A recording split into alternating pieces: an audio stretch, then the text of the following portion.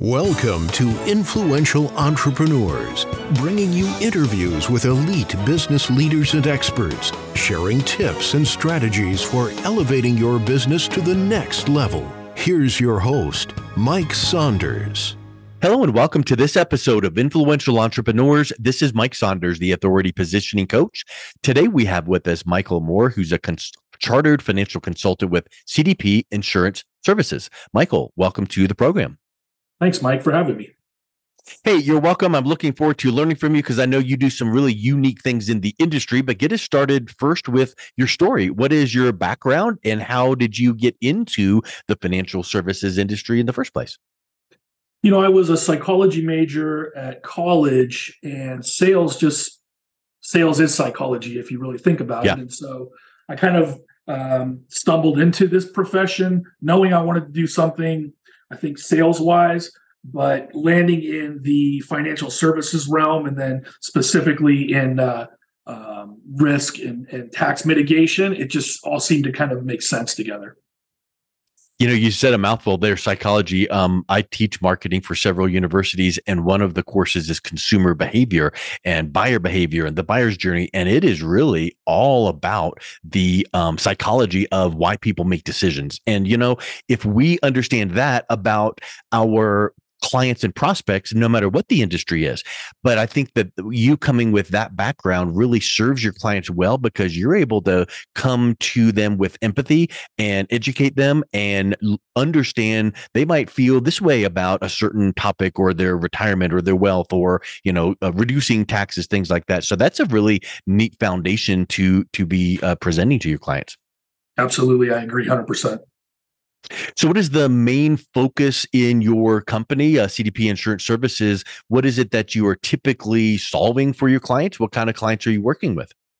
We focus on high net worth clientele and help them solve a myriad of problems, mostly related to the fact that they do have this tremendous wealth. And a lot of it revolves around taxes and how to mitigate those, leaving a legacy, avoiding paying large amounts or large sums of taxes to the government.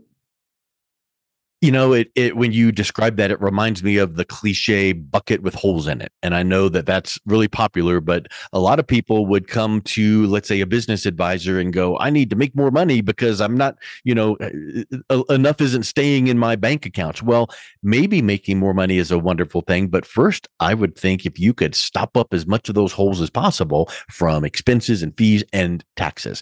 And we know we can't plug up all the holes because you got to pay taxes. But what are some of the low-hanging fruit that you start teaching your clients about with respect to mitigating those taxes? Well, first, that's one of my favorite Hank Williams Sr. songs about a hole in the bucket.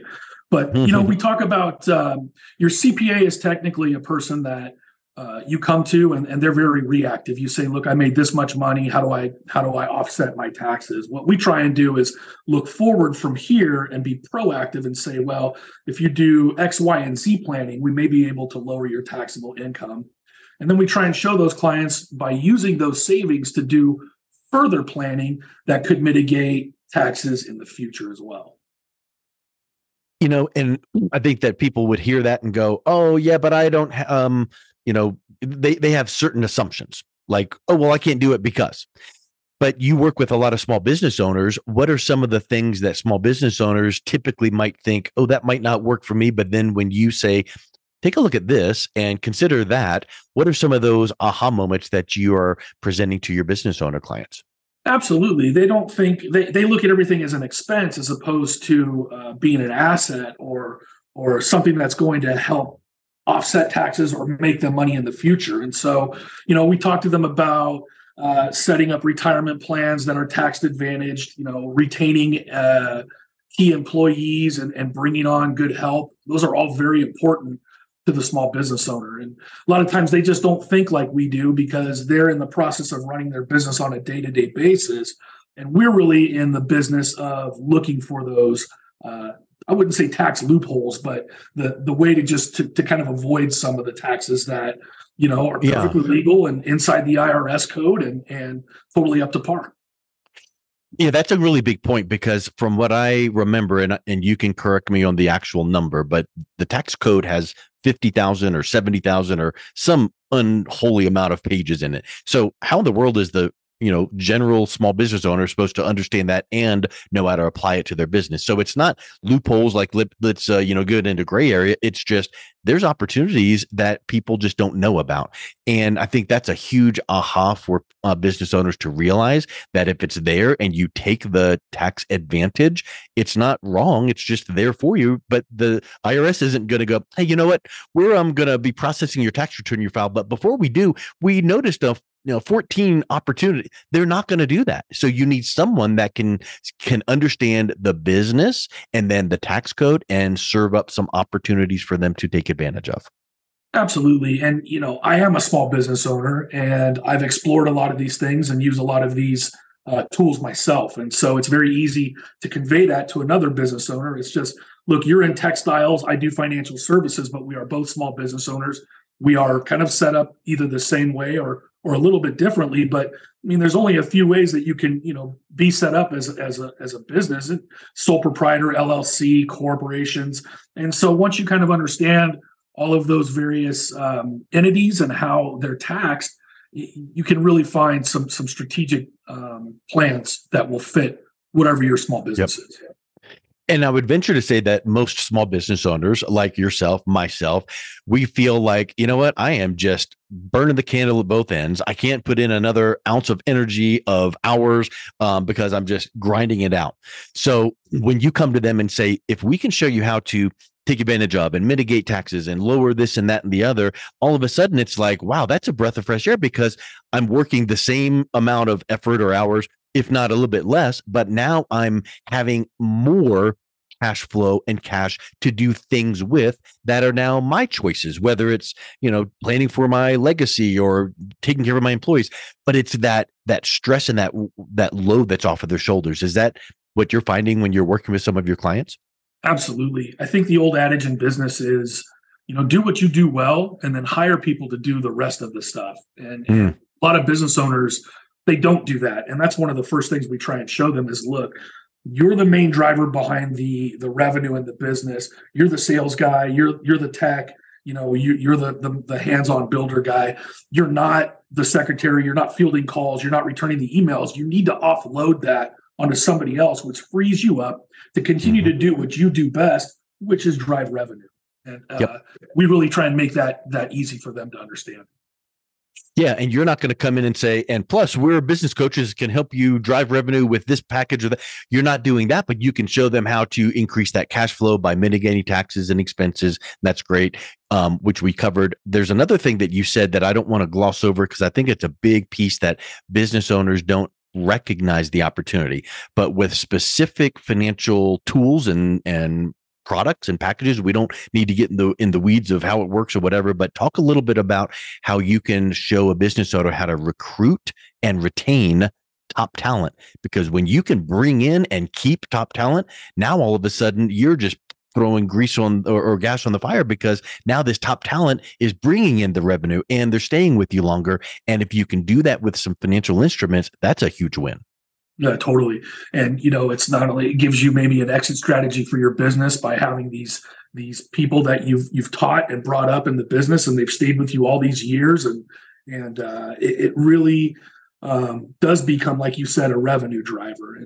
And you can do that with various ways by funding, different retirement programs or throwing golden handcuffs on these people, giving them really the opportunity to grow and be part of an organization. And, who wouldn't want to do that? Most people, I think today, especially, a lot of people feel like they're just serfs or peons, inside of their business. So when a business owner actually stretches out his arms and says, hey, look, come with me and I'm going to take you on this ride. And if I do better, you're going to do better. We're all going to do better. I think that carries a lot of weight, especially with people today. Yep.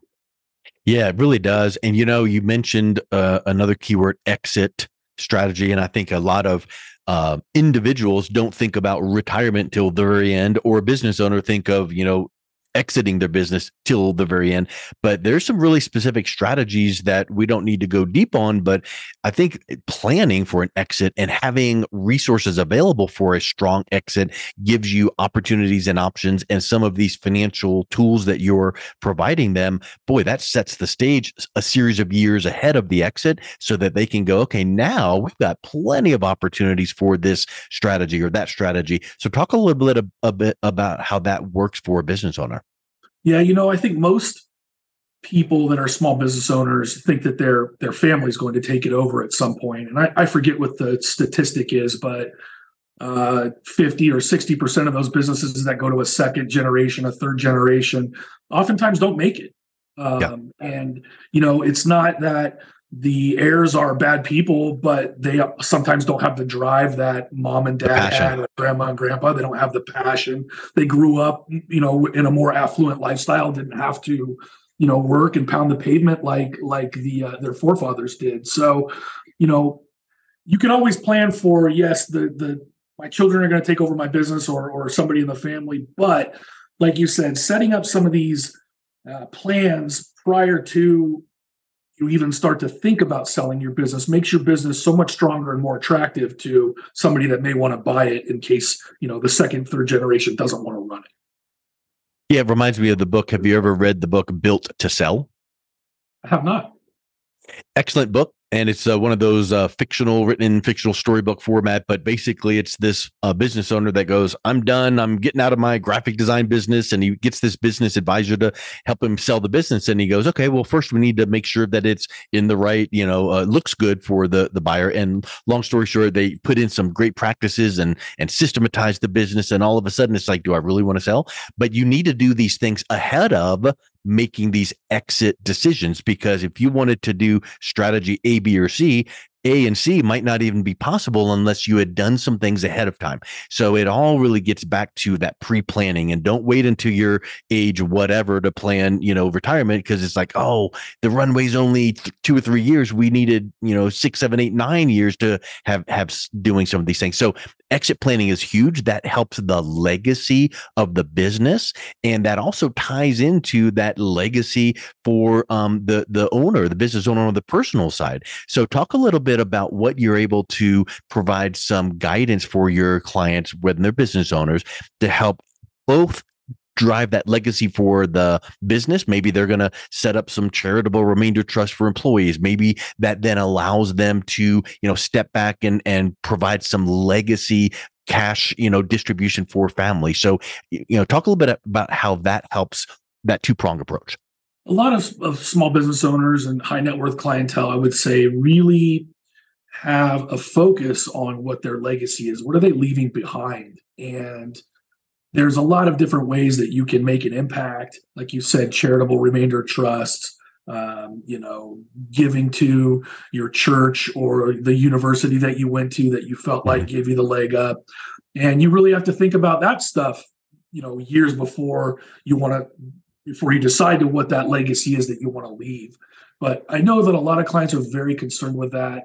And we take that long approach and that long look. A lot of clients, a lot of small business owners, you and I are probably guilty of this too. We're looking at today. We've got to drive revenue into the day to keep the doors open tomorrow. But really, if you want to plan for a legacy, that's something that, kind of takes years to do and build up and make sure that it's done properly, and so that your final wishes are fulfilled. And, I like to ask my clients, listen, do you want a plaque at Harvard, or do you want one of the schools named after you? And we have to start planning for that. So, it is a long-term deal. And that's our job for the small business owner that's not in financial services is, you focus on today and we'll focus on the long term. Yeah. I love it. And, there's another aspect that I think plays into this, which I've said so many times to financial advisors like yourself that are in financial services. You almost are like a life coach, where it's like, okay, let's talk about exit and legacy and all of these kind of monetary things. But in reality, that entrepreneur business owner has such a driven mindset that all these decades in their business, and now they've got this strategy in place to exit at whatever age that it is. Are they just going to slam the brakes on and now go from 100 miles an hour to nothing? Or what will that look like? what will that exit look like or retirement look like? Are they going to consult 2 or 3 days a week? Are they going to play golf 7 days a week? And I think that some of those things are so key to keep in mind because they look at that one thing, the exit, the sale, the transfer, whatever option or strategy that is. But then what? And you literally, and I know there's statistics about there is a high mortality rate when some high driven entrepreneur retires and goes to nothing. They're like, wow, well, what now do I have? So do you work with your clients kind of planning some of those like non-tangible things? Absolutely. You hit the nail on the head. These people are all type A personalities. They drive and they drive hard, and you get to the end of the road and all of a sudden you think that you did exactly what you were supposed to do, and they're bored out of their minds. They don't want to golf and fish. And so a lot of them will continue to do something else. And, we kind of help roll into that second or third phase of whatever career it is that they want. Yeah. Because then that ties into like phase 2 of the legacy. The legacy might be phase 1, which is here's what I'm doing with what I have right now. But, what more and more people are taking better care of themselves, eating better, working out, keeping their health up. And the age of, making sure my retirement dollars stretch to X age, that's now expanded. And so that retirement, like that horizon now has changed to where it's like, maybe I could launch that second career, that, maybe that charitable work that I wanted to do while I was busily building my business, but I never had the time. Well, now I do. And so I think that's so huge to be able to go, we might have this layering of legacy where it's like, here's what we're going to do phase 1 with what you have. And then now with phase 2, we now have another opportunity. I think that is a huge service that you're bringing to your clients that really outweighs just what to do with your money.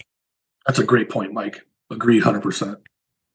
Well, I think this is just spectacular, Michael. This is not just like, oh, let me put your money here and get this rate of return.